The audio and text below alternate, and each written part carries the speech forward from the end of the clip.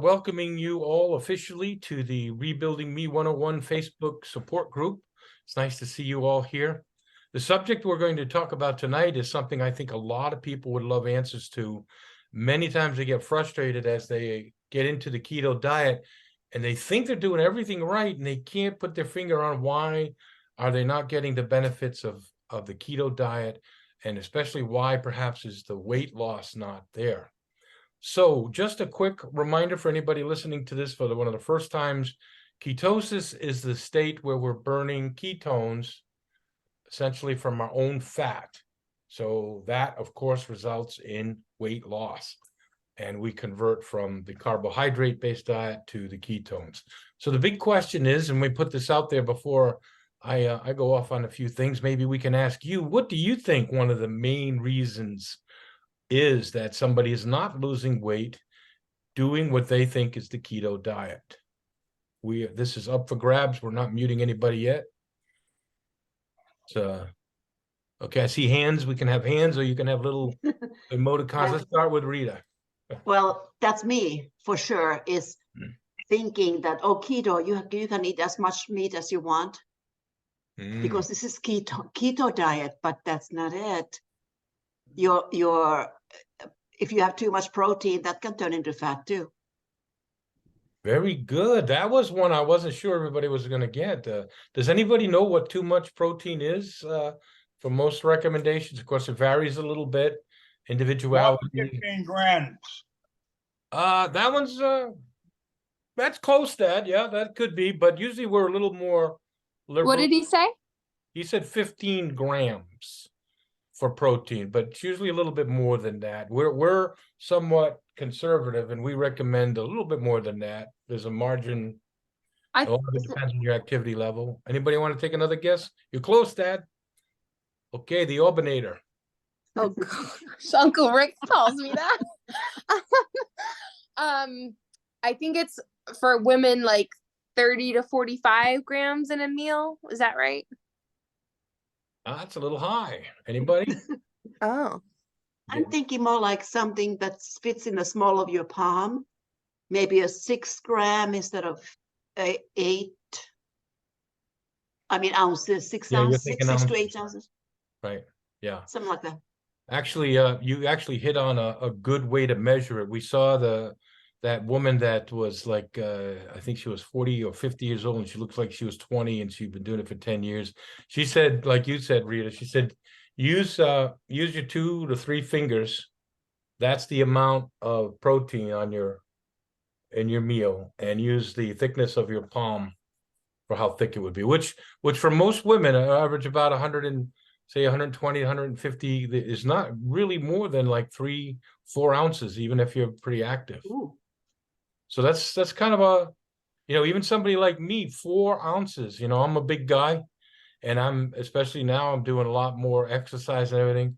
I got to keep it close to like 6 ounces. Or what happens, based on what Rita said, what happens when you get more than you need in the protein? What does your body do with it? It kind of answers what basically Gets stored as fat.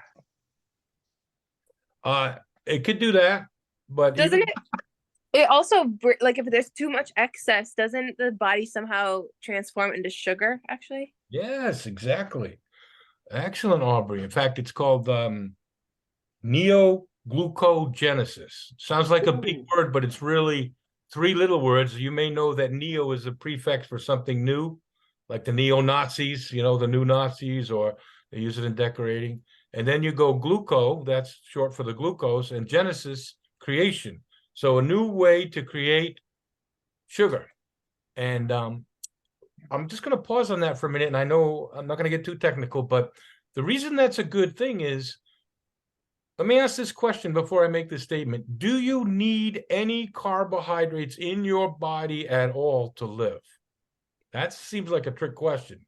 And you'll get different answers from people, but the science is what? Anybody?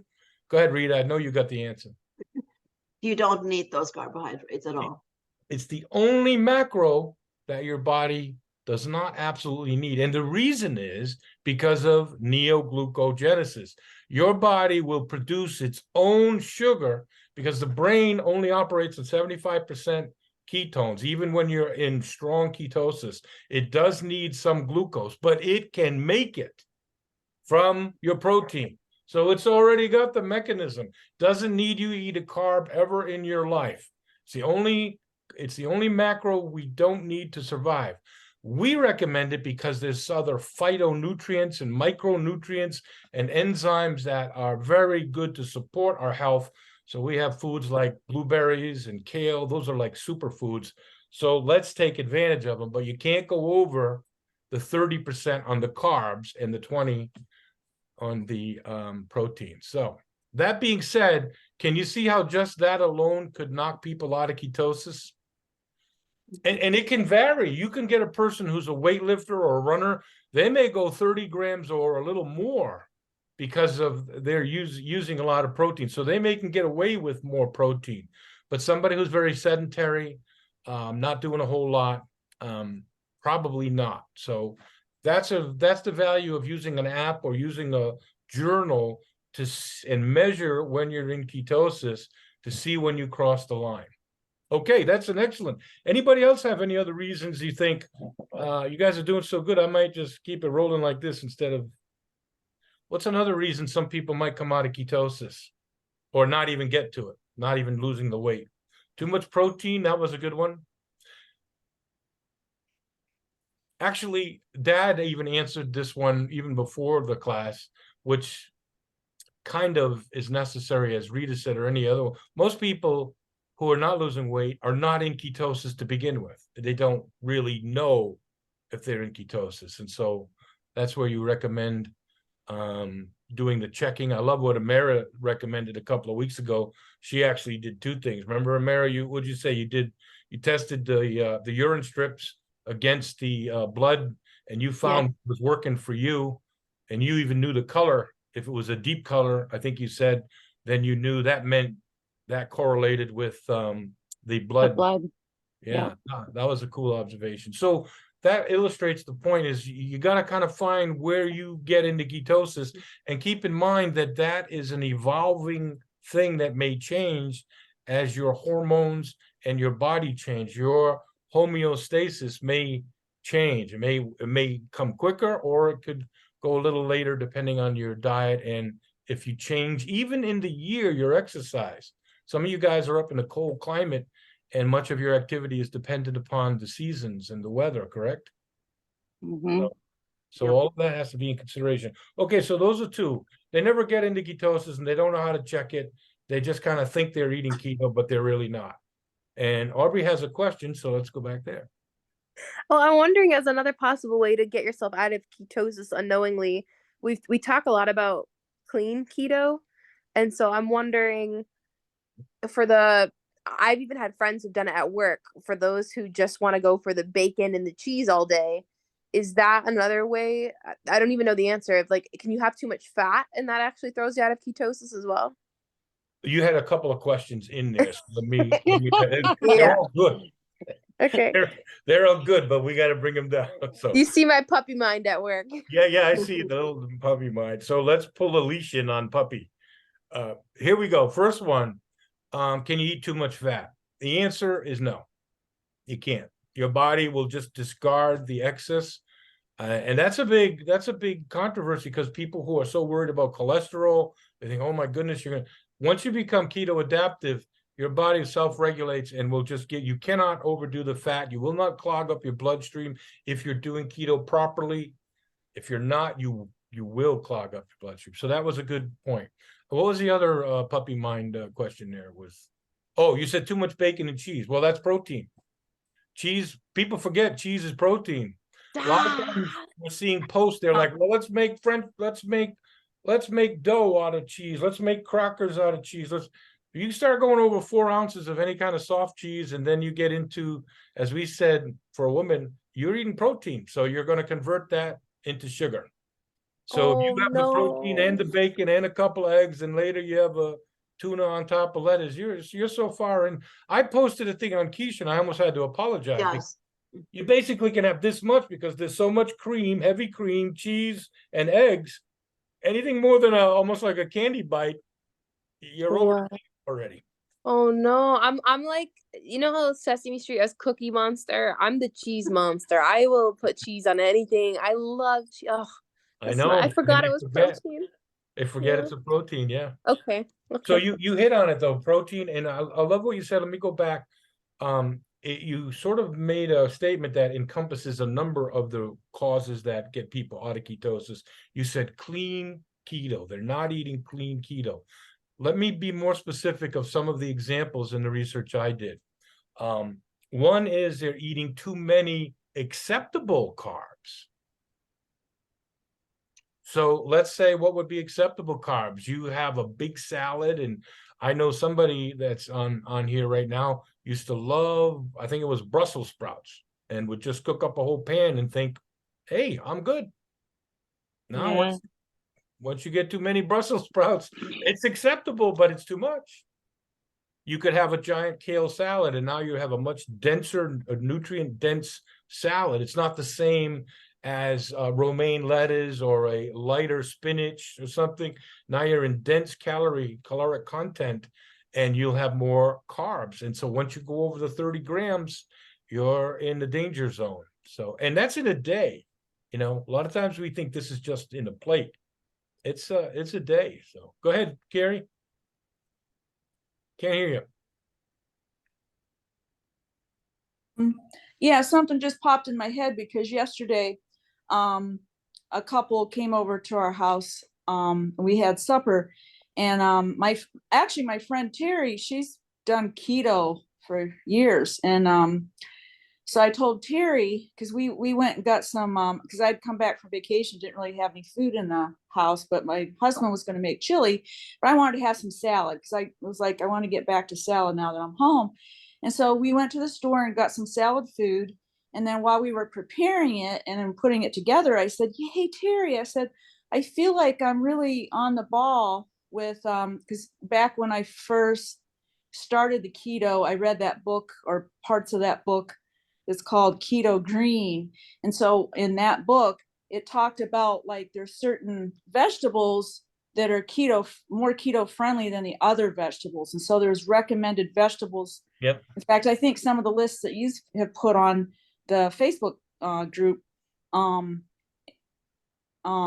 also is similar to the same list. Okay. So I said to Terry, I said, yeah, I haven't done this in like 2 weeks because I was on vacation. And I said, I automatically pick the vegetables that are supposed to be like really low carb because you have to be careful about that too. Yep. Yeah. Yeah.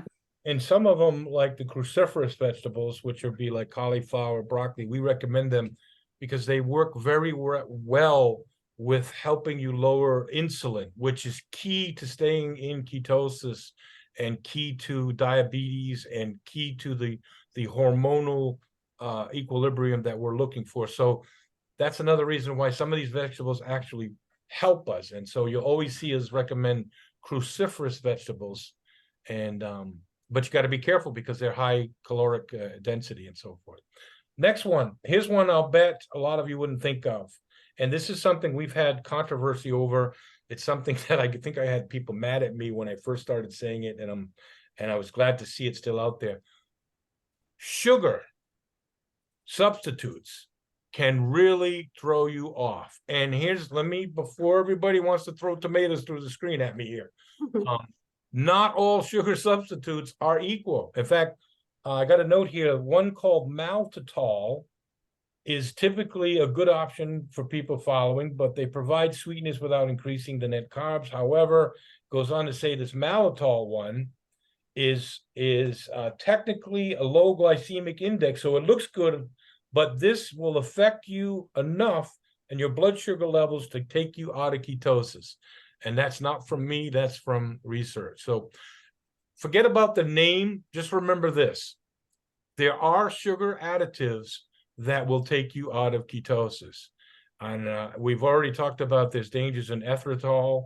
One of the other ones that recently the FDA has, now listen to this, I'm going to share this with you. I wasn't going to get into it, but the FDA has now said that allulose, which we have previously recommended, is so far away from being it is that it's not even considered a sugar and doesn't have to be added to your label. So they're letting them not even put it on the label, even though it is a carbohydrate in a form of sugar. But because they say it's a substitute and no longer has any of the elements of a sugar, and your body will react to it differently. But that's not a good thing always, because your body doesn't know what to do with some of these things. So anyway, just sharing that with you, that not all sugar substitutes, I have admitted that I've used them in the past for occasionally a craving, but most of them, your body does not know what to do with it. And now they are getting a lot of them from alcohol. They are called alcohol sugars, so they say sugar-free, but your body gets really confused with that, and it can mess with whether or not you're in ketosis. You find out for yourself if it's working for you or not. I'm not saying don't ever use sugar substitutes, but if you can't figure it out, I would look at that for a while. Okay, anybody else want to give another one before I throw out a few more that were in my research? Can you think of any? You guys are doing good. Aubrey? I can't see anybody else right now, so I'm gonna take a pause and make sure nobody else wants to go. I thought you were doing one of Brendan's things. Okay. Is it possible that not getting enough sleep could throw you out of ketosis? Ooh, that wasn't on the list, but that immediately intuitively makes sense, because that messes with your hormones, your circadian rhythm, your energy. I would say yes. Just from would anybody else agree with that? I agree with that. Yeah. Yes. Yeah, Because your body does a lot of repair when you're sleeping too, right? So Yeah. I'm sure Yes. it would use a lot of those ketones to go do what it needs to do. Yep. Yeah, Cool. I think that would definitely it totally affects your metabolism, and that would absolutely have a direct effect on your calories and so forth. How about this one, guys? Ready? Here's one we've talked about. We don't have to spend a lot of time. This is from the research. Alcohol. And here's what they say. I'll just read this to you. I know we touch on this sometimes. This is something we said before, many of the alcoholic drinks, including wine and beer, are high in carbohydrates. So that's what throws some people off. They think, well, I heard you can have alcohol and you can still be in ketosis. Yes. But remember, as we said before, some alcoholic drinks will have high carb content, and that could throw you off. Hard alcohol, such as gin, vodka, are lower in carbohydrates. And these are very, however, calorie dense. And now we're getting into, you can put your ketosis on pause. I'm not going to spend a lot of time on that one because we've talked about it before. I think everybody has, an awareness of that. And you all have to make your own decisions. But it was on the top 10 list in a number of the ones that I found. So if you're finding it difficult, you may look at that and see what that does to you and track it. Here's one: little to no exercise. This is a good one. Exercise is an important part of getting the body to stimulate its metabolism, much like Aubrey, you just said about sleep. So the same principles, I think, would apply to this one. So they say, because it has a direct impact on your metabolism, it'll raise your basal metabolic rate. So all of that can have a big difference. It obviously affects the calories going in.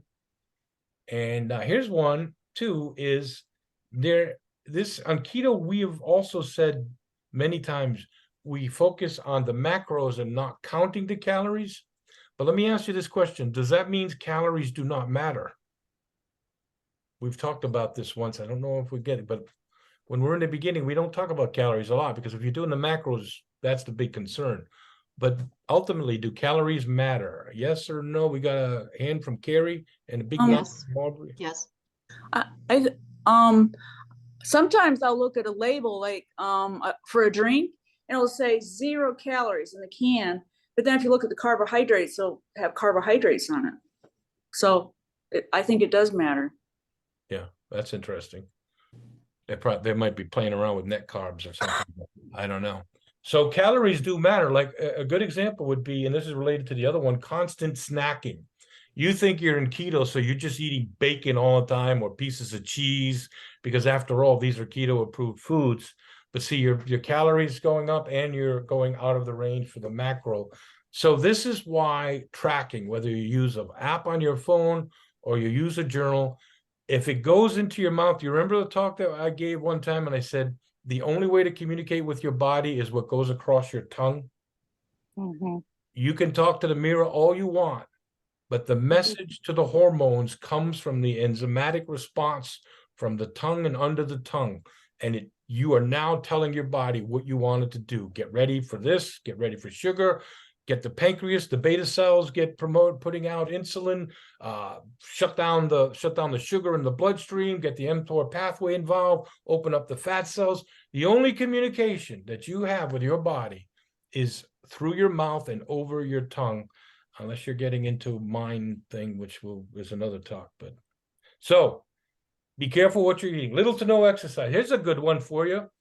How about stress? Do you think that can affect your ketosis? Oh, yeah. Anna, I see you. You're so quiet, but you can't stop your head from going up and down. I saw it. You're right, Anna.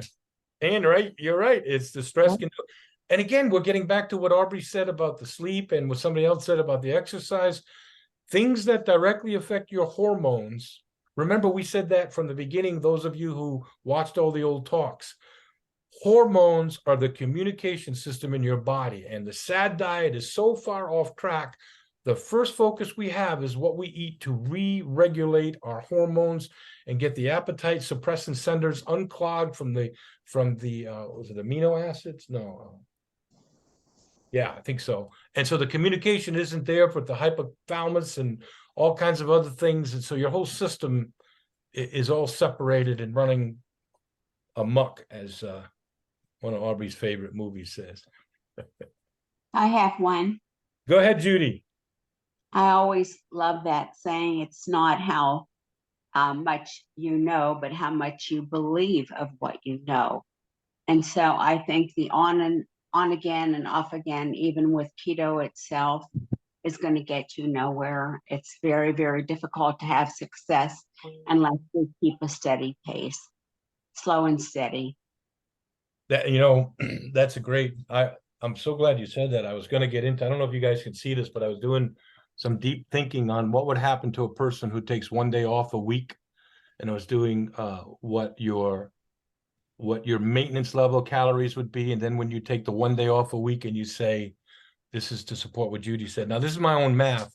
You say, well, today I'm going out to eat and I'm going to let myself have a daiquiri and I'm going to have a piece of pie with ice cream on it. So what's happened if you've done keto or you've done a diet where you've been able to maintain a 2,000 caloric intake and then your output, this is the old example of calories in, calorie out doesn't work. So now you burn 2,000, but then you go out and you have 1,750 to 1,000 calories once a week out of the maintenance program. In the course of 4 weeks, you will now put on a pound because your blood sugar does not know what to now do. Your exercise regime is maintaining you, but you come off your diet, so you get out of ketosis for a minimum. Even if you're keto adaptive, you're going to be out for at least 12 to 18 hours. And if you're not keto adaptive, you've got 72 hours. You just wasted 3 days. It'll take you till Wednesday if you start fresh Monday, just for your body to get back into ketones, burning through the blood sugar for the first 12 or more hours, and then eventually through the liver, which is 18 to 24 hours. And then the arc starts going up for production of ketones. So now that's just if you're doing the maintenance diet. If you're cheating more than that, or if you're doing like, I think somebody just said, I don't know if it was Judy or Aubrey, you're doing what they call carb surfing, you're in and out, then you forget about autophagy, forget about the human growth hormone, forget about the stem cell. And I said this before, and I don't mean to sound cruel, because I've been a victim of it myself. You have no idea what ketosis is. And I'm going to say that as strong as that is. You have no idea what the brain feels like, what the energy, the clarity. Aubrey, didn't you tell me when you first got into it, even after listening to me for almost a year, but then you finally did it, it was like night and day? I actually was telling my dad, and I'll explain this another time, but long story short, I even, when I'm in ketosis, experience time differently. My senses are just so much more engaged that I literally get more out of every moment, and it is remarkable. Yeah. Yeah. Cool. So guys, that was, we made this an interactive rather than just a talk. I can review them or we can ask you, does anybody remember at least a couple of them you can share in conclusion to make sure that we get a little review here? The first one was most people are never in what? Remember, Carrie? Ketosis. Yeah, they don't know. They don't have a way to check. They don't know. They think that they're following a diet plan, but they're not really in it. So you got to know. You got to know. Whatever method you use, you got to make sure and you got to find out and you got to start tracking it. Okay, what's the next one? Anybody? Just randomly, don't have to be in order. Can you think of one of the big ones? Too much protein. Too much protein. Is true or false? Is cheese a protein or not?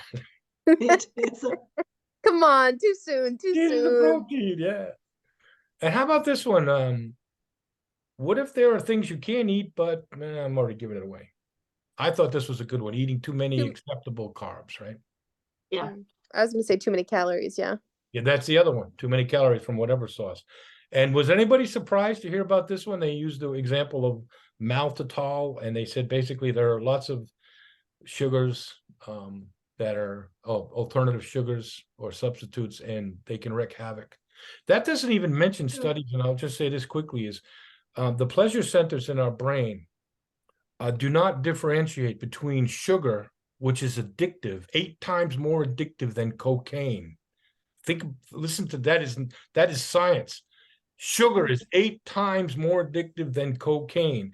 So the brain says, hey, here comes the good stuff. And it's a substitute. So it sends the system into preparing for sugar, and it gets the cravings up. And so keep that one in mind. Too many calories. With me, I can't even smell fruit. Fruit, But you want to eat it? yeah, you want to eat it, but you have a couple of grapes, I'm pretty sure your sugar is going through the ceiling. Yeah. That's a great point, Bob. Made Great the point. mistake of getting Dad some grapes. We'd have been better with berries. Berries you Berries. can use Yeah. carefully, Yeah. not too much. Blackberries are the best. Blackberries, yes. Mulberries. Okay, so, and the last one is a lot of people don't realize high stress, sleep, as Aubrey mentioned, and exercise, all of it comes into play. It's a whole matter of balance. So I think that was kind of helpful, huh? Nice review, wasn't it? We all needed to hear. Very nice. once in Thank a you so while. much. That was great. All right. Yes, great. Thank you Good. all for coming, and it's good to see you, Kim. Always welcome. If you can't make it, even on sometimes we're late. You are so welcome to be here, and you Thanks, basically kind of heard the summary, so you got what we were talking about. I did. Thanks a bunch. It was hard to get on. Oh, I'm not tech savvy, so. okay. Well, let Yeah. me thank you all for the encouragement and the support. We'll see you next week, and I think this time I'm going to survey some of you, and you can tell me. We'll give you some options of what we could talk about next week. Okay, please look for that. Okay. That Thanks a sounds lot. great. Thank you. Thanks, everyone. Good to Have see a you great all. Everybody. evening. So long, sweetheart. Bye, Pop. I love you.